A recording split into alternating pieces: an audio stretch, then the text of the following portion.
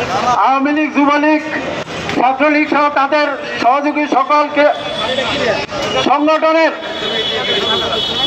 বিভিন্ন ধরনের অপতৎপরতার বিরুদ্ধে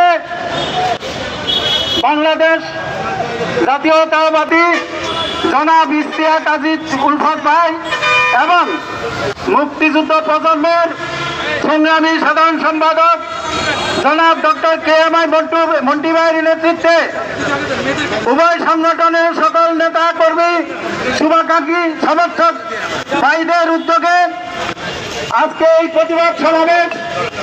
এই সমাবেশে আমি অত্যন্ত সংক্ষিপ্তভাবে বলতে চাই, বাংলাদেশ আওয়ামী লীগ আপনারা আপনাদের সহযোগীদেরকে নিয়ে বাংলাদেশে একটি হায়নার পরিবেশ তৈরি করে এক পর্যায়ে বাংলাদেশের মানুষের দ্বারা প্রত্যাখ্যাত হয়ে চুরি করে প্রতিবেশী দেশ ভারতে পালিয়ে গেছেন।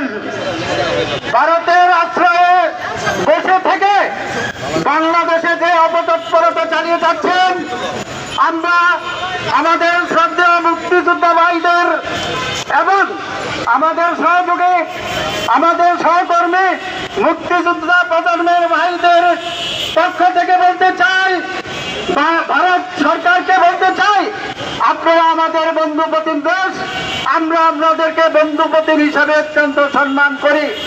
আপনারাও বলেন আমরা আপনাদের বন্ধুপ্রতিম দেশ। তাই আপনাদেরকে অনুরোধ করছি, আপনাদের আশ্রয়ে ঢাকাতে আওয়ামী লীগের শেখ হাসিনা সহ তার সহযোগী যারা বসে থেকে বাংলাদেশে বিভিন্ন সুযোগে অপতৎপরতার চেষ্টা করছেন, এগুলো বন্ধ করুন। যেহেতু আপনাদের কর্মকাণ্ড আইনগতভাবে নিষিদ্ধ আছে, তাই আপনারা বসে থাকুন, অপেক্ষা করুন। দেখুন আমাদের শ্রদ্ধেয় তারেক রহমান বা গণপ্রজাতন্ত্রী বাংলাদেশ সরকারের মাননীয় প্রধানমন্ত্রী বাংলাদেশে এসে একটি কথাই বলেছেন, আমি প্রতিশোধের জন্য আছি নাই, আমি এই বাংলাদেশের প্রতিটা নাগরিকের উন্নয়নের জন্য, নাগরিকের উন্নতির জন্য, শান্তির জন্য এসেছি, প্রতিশোধের জন্য আছি নাই। তাই আপনারা বাধ্য করবেন না বাংলাদেশের জনগণকে আবার প্রতিবাদ